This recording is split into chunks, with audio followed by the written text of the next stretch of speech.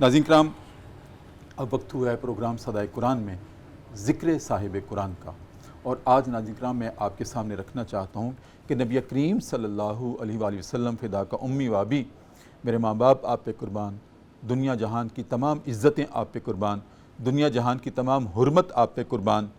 آپ کا روز مرہ کا دن کیسے گزرتا تھا، آج یہ ایک چھوٹی سی بات آپ کے سامنے رکھنا چاہ رہا ہوں ذکر صاحب قرآن میں۔ ناظرین کرام، نبی کریم صلی اللہ علیہ وسلم جب صبح اپنی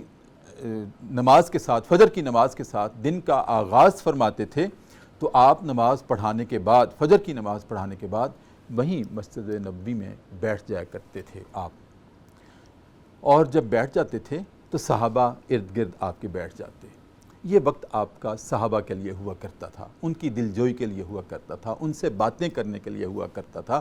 اور صحابہ پھر اپنے دکھ سکھ آپ سے کرتے تھے فجر کی نماز کے بعد، اور بعض اپنے خواب بھی سناتے تھے اور آپ ان کی تعبیریں بھی بتاتے تھے اور رہنمائی بھی فرماتے تھے۔ اس کے بعد ناظرین کرام، جب تھوڑا سا دن چڑھتا تھا تو پھر آپ صحابہ سے اٹھ کر اپنے گھر تشریف لے جاتے تھے، اور گھر جا کر آپ اپنی اہلیہ سے، اپنی زوجہ مطہرہ سے پوچھا کرتے تھے کچھ کھانے کے لیے ہے؟ تو اگر زوجہ اقدس فرماتی تھی کہ ہاں کچھ کھانے کے لیے ہے تو آپ ناشتہ فرما لیتے تھے، اور اگر وہ کہتی کہ نہیں گھر میں تو صرف برکت ہے اور کچھ نہیں ہے تو آپ روزے کی نیت فرما لیتے تھے۔ ناظرین کرام، اس کے بعد ظہر کا وقت ہو جاتا تھا جب، تو آپ نماز پڑھ کے ظہر کے بعد قیلولہ فرماتے تھے۔ قیلولہ سے مراد یہ ہے کہ دوپہر کے وقت آپ کچھ استراحت فرمایا کرتے تھے اور آرام کیا کرتے تھے، اور اکثر حضرت ام سلیم رضی اللہ تعالی عنہا، جو دور سے آپ کی خالہ لگتی تھیں، بڑی عمر کی تھیں، تو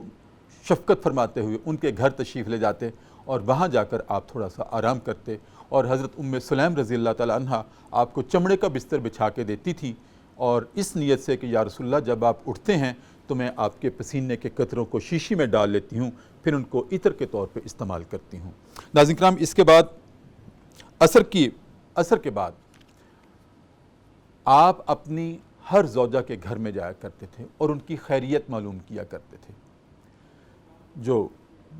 ایک سے زیادہ آپ کی مختلف زوجائیں تھیں، ان کے پاس باری باری ہر ایک کے گھر میں جایا کرتے تھے اور ان کی خیریت معلوم کرتے تھے، دلجوئی کرتے تھے، ان کے پاس بیٹھتے تھے۔ اور اس کے بعد ناظرین کرام، شام کو آپ اپنی اس زوجہ کے گھر میں تشریف لے جاتے جن کی باری ہوا کرتی تھی کہ آج رات آپ ان کے ساتھ قیام کریں گے، اور جب اس گھر میں آپ تشریف لے جاتے تھے پھر باقی زوجائیں بھی وہاں اکٹھی ہو جایا کرتی تھی دوبارہ، اور پھر دوبارہ بڑی تفصیل کے ساتھ اپنے زوجائیں بھی، آپ کی اہلیاں بھی، وہ آپ سے مختلف امور پہ گفتگو کیا کرتی تھیں، اور ناظرین کرام اس کے بعد آپ آرام کیا کرتے تھے۔ یہ آپ کا بالعموم، ایسے نہیں کہ روزانہ آپ کی یہی مصروفیت ہوتی تھی، مصروفیات بدلتی تھی، پیغمبرانہ مشن تھا آپ کے پاس، آپ وفود کے ساتھ ملاقاتیں بھی کرتے تھے، اور آپ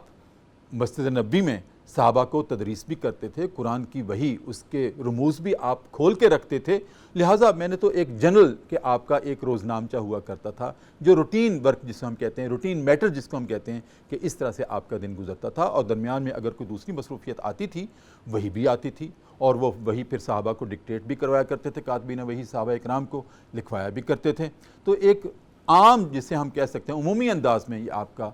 روزانہ کا ایک مصرف ہوا کرتا تھا دن کا۔